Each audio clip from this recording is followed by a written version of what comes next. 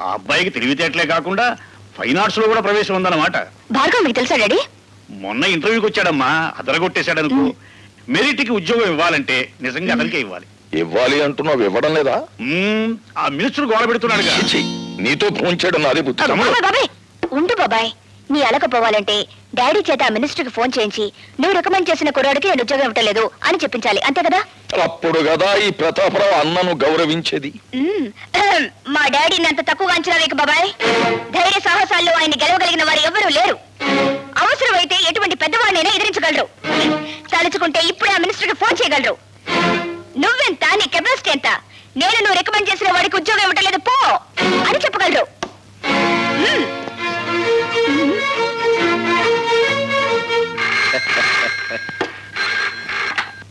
Hello, నేను భానోజీరావు మాట్లాడుతున్నాను. నీకు నువ్వేలా అక్షయ, నీ గురించి మాట్లాడుకుంటున్నాం. ఏమిటి, మా క్యాండిడేట్ ఉద్యోగం ఇచ్చినట్టేనా? ఐఎమ్ సారీ సార్, ఇవ్వడం లేదు అని చెప్పడానికే ఫోన్ చేస్తున్నాను. అవునండి, ఏ అర్హత అయిన ఒక చవటకి ఉద్యోగం ఇచ్చి నేను చదివిన చదువుకి చేస్తున్న ఉద్యోగానికి మచ్చ తెచ్చుకోలేను. ఏండి మంచి థ్రిల్లింగ్ న్యూసా? నాకు కాదయా, నీకే. మీ వాడికి ఉద్యోగం ఇవ్వనన్నాడు ఇంజనీర్. అయ్య బాబోయ్, గొప్ప థ్రిల్ చేశాడండి. మీ మాట నమ్మి 5 లక్షలు స్విస్ బ్యాంక్ లో జమ చేశారండి బాబు. అబ్బా, మరో విషయంలో అడ్జస్ట్ చేసుకోవచ్చు అవయ్యా. కానీ ఇంజనీర్ ఉన్నట్టు మాట ఎలా మార్చాడయ్యా? అదేనండి, ఆడి చేత మనం పని చేయించుకోవాలంటే ఆ కళ్ళు దశగాని పురమాయించాలి.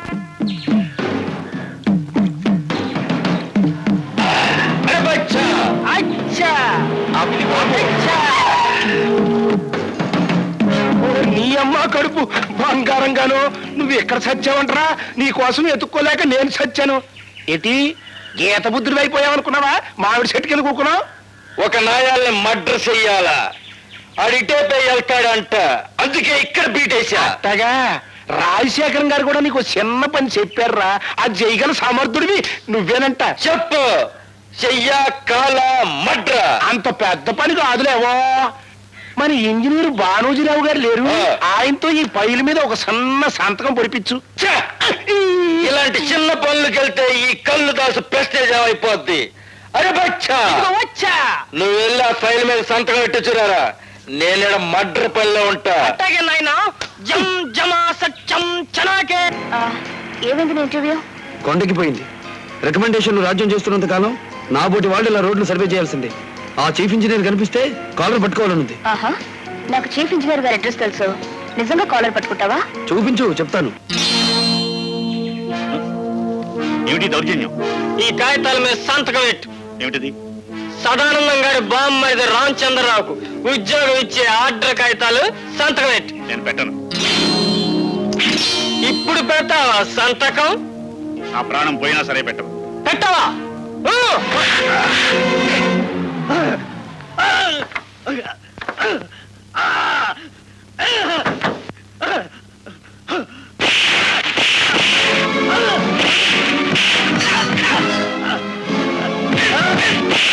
నేను చేద్దాం అనుకున్న పని వేరే ఎవరో చేసేస్తున్నారు. పదం. ఆయనే మా డాడీ. ఆశ్చర్యపడకుండా వెళ్ళి మా డాడీని కాపాడు. వెళ్ళు.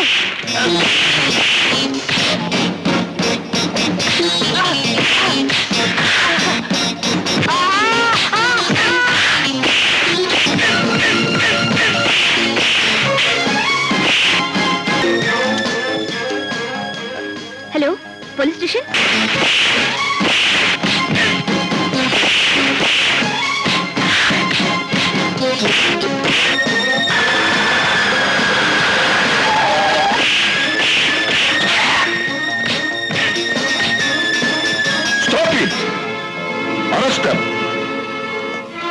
Thank God. తమ్ముడు, సమయానికి భార్గవ్ వచ్చి ఆదుకున్నాడు గాని లేకపోతే ఆ దుర్మార్గులు బలవంతంగా నా చేత అపాయింట్మెంట్ ఆర్డర్ మీద సంతకం పెట్టించేవారు. మిస్టర్ భార్గవ, మా కుటుంబం మీకెంతో రుణపడి ఉంటుంది. మీ కుటుంబం కాదు, మీ డిపార్ట్మెంట్. వస్తాను సార్. ఇంజనీర్ ఆఫీస్ లో వాక్యుద్ధం చేయడంలో తప్పలేదు, కానీ ఇంట్లో ఈ ముష్టి యుద్ధం ఏంటంట? అమ్మా, పక్కనే ఉన్నారా? అయినా ఫైట్ చేస్తే దెబ్బలు తగలకుండా ఫైట్ చేయాలి కానీ ఇలానా? సినిమాలో విలన్లు ఫైట్ చేస్తారు చూడు, ఒక్క దెబ్బ తగలదు. నాకు దెబ్బలు తగిలితే మీ అందరికి ఎగతాళిగా ఉంది. కాపురం పెట్టు. పెడతా. అమ్మా, పిలిచావా బాబు? లేదు, ఈసారి అమ్మమ్మను పిలుచుకుంటారు, అది బెటర్. హలో. అరే నువ్వా? లుంగి అదే అభినందించడానికి వస్తే అలా పారిపోతారేమిటి? అర్ధనగరంగా ఉన్నాడు కదా, అది కూడా మీరు లాగేస్తారేమో అని సిగ్గుపడ్డాడు పాపం. ఇలా రండి, ఇలా రండి. ముందుది పట్టుకోండి. ఏది పట్టుకోను? దండ? ఈ కవర్ పట్టుకోండి. చప్పట్లు కొట్టండి అందరూ. డబ్బులు ఉండే రాజకీయ నాయకులకే చప్పట్లు కొట్టడం లేదు జనం, మేము ఊరికిన కొడతామేంటి? మీ అందరికీ ఆనందం కలిగించే విషయం నేను ఒకటి చెప్పబోతున్నాను. చీఫ్ ఇంజనీరింగ్ వారి కార్యాలయంలో ఈయనకు ఉద్యోగం వచ్చింది. ఇది అపాయింట్మెంట్ ఆర్డర్.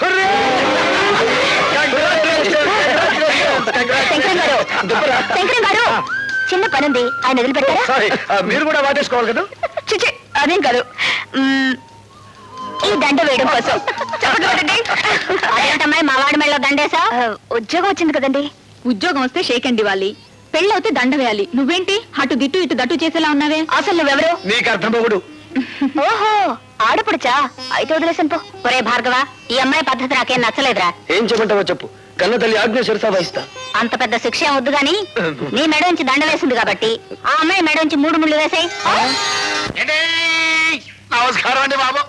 అయ్యి బాబోయ్, ఏంటండి ఈశారంగా ఉన్నారు? ఈసారి పడబాకండి, జైల్లోకి వెళ్ళింది మన రౌడీ కుర్రాలేగా. విచారం దానికి కదయ్యా, విదేశాల నుంచి మా తమ్ముడు వచ్చాడు. మరి ఇంకేటి, తమ్ముడు గారు వస్తే పాయసం తాగినట్టు ఉండాలి కానీ ఆముదం తాగినట్టు ముఖం పెట్టారేటి? ఎయిర్పోర్ట్ లో దిగ్గానే ఎయిర్ హోస్టెస్ చేయి పట్టుకు లాగేట. అబ్బా, గొప్ప థ్రిల్ ఇచ్చాడు. ఏడిచావు కానీ విడిపించుకొద్దాం పద. నీ పేరు? మినిస్టర్ గారి తమ్ముడు. I want your name.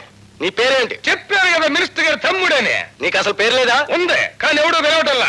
అందరూ మినిస్టర్ గారి తమ్ముడనే పిలుస్తా ఉన్నారు, అందుకనే మనం అదే ఖాయం చేసుకున్నాం. అలాగా? ఎక్కడయ్యా మీ అన్నయ్య మినిస్టర్? ఏడగాదిలే, ఢిల్లీలో చెప్తా ఉన్నాడు. ఎయిర్ హోస్టెస్ ఎందుకు పట్టుకున్నావు? చెబితే బాగుండదండి. చెప్పు, ఎందుకు పట్టుకున్నావు? మన బ్యాటరీకి ఛార్జ్ ఎక్కువ. నా మనస్సు అనే బ్యాటరీకి ఛార్జ్ ఎక్కువ. పిచ్చి పిచ్చిగా వాగావంటే జైల్లో పెట్టిస్తా. అన్నయ్య గారు వచ్చారండి. అన్ను ఈడు నన్ను కన్నులో పెట్టిస్తాడు. అనవసరంగా కంగారు పడిపోయి థ్రిల్ అయిపోకనే. బాబు, సరుకున్న మినిస్టర్ గారండి. Hello, glad to meet you. చూడండి, వాడు నా తమ్ముడు. ఇక్కడ ఇలా అల్లరయ్యారంటే నలుగురిలో నా పరుగు పోతుంది. మీరు రండి. వెళ్ళండి. ఏంటండి, మీరు ఏమనుకోకుండా ఉంటే ఒక విషయం చెప్పనా? చెప్పండి.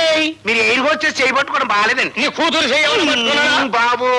మీ నోడు పెడితే సెంట్రల్ లెవెల్లో కంపేర్ అంటే. చెప్పాను కదా, మన బ్యాటరీకి ఛార్జింగ్ ఎక్కువ అని. దారాపోదాం. వస్తానండి, ఎయిర్ హోస్టెస్. పళ్ళు నిలబడతాను. దాని కాళ్ళు పట్టుకుని కేసు లేకుండా చేశాను, సంతోషించు. అది సరిగా చిన్నబాబు, నాకు తెలవక అడుగుతా, మీరు అమెరికా వెళ్ళేటప్పుడు మీ జుట్టు నల్లగా ఉంది కదా, తిరిగి వచ్చేటప్పుడు ఎర్రగా అయిపోయిందేటి? అమెరికాలో నెత్తురు మధ్య తెల్లరేపాటికి రంగు రాగి వర్ణానికి తిరిగిపోయింది. అయ్యి బాబాయ్, ఆ ఎయిడ్స్ రోగం తీసుకురాలేదు కదా? ఎయిడ్స్ అదేందయ్యా, ప్రాణం తీసద్దా? నువ్వు మా ప్రాణం తీయకుండా ఉంటే చాలు. నోరు మూసుకుంటాను. ఏంద్రత సిర్రుబుర్లాడుతా ఉన్నాడు? ఏం లేదండి, ఒక ఇంజనీర్ ని పైల మీద సంతకం పెట్టమంటే ఆడెట్లా పెట్టకపోతే పిన్నుబాయ. అన్ను ఆ సంతకం అంత అవసరమా? అవునరా, నువ్వు జీ పాపు.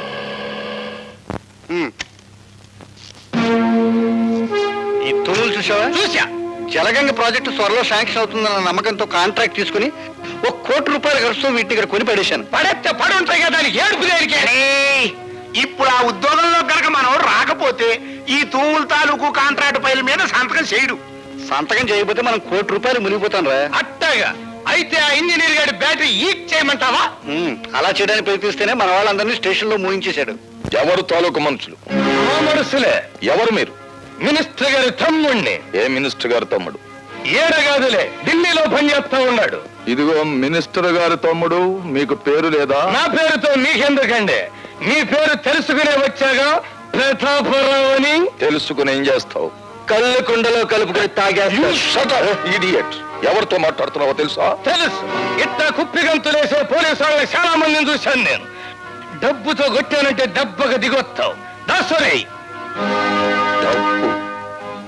డబ్బుతో మీరు పొలాలు కొనొచ్చు, మేడలు కట్టొచ్చు, ఫ్యాక్టరీలు నిర్మించొచ్చు, కానీ ఐపీఎస్ చిహ్నాన్ని కొనగల తాగుతున్న ధనవంతుడు ఇంకా పుట్టలేదు. పుట్టకపోవచ్చు, కానీ మీకు పుట్టగతులుండవు. పుట్టలో ఉన్న పాముల్ని బయటికి లాగి చలి చేవలకి ఎలా అందించాలో బాగా తెలిసిన నాకు నా పుట్టగతులు నాకు బాగా తెలుసు. గొడవద్దు, అన్నయ్య గారితో మాట్లాడి ఢిల్లీ లెవెల్లో తెలుద్దాం వీడి సంగతి. రండి. అంతే. రాఘవ, రాజా, రత్తయ్య, రంగయ్య అనే 4 ముద్దాయిలు చీఫ్ ఇంజనీర్ భానోజీరావు మీద దాడి చేశారని, అతన్ని కొట్టి హింసించి సంతకం చేయించుకోవడానికి ప్రయత్నం చేశారని నిరూపించబడినది. కనుక ఈ 4 ముద్దాయిలకు ఐపీసీ 189 సెక్షన్ ప్రకారం 2 సంవత్సరాల కఠిన కారాగార శిక్ష విధించడమైనది.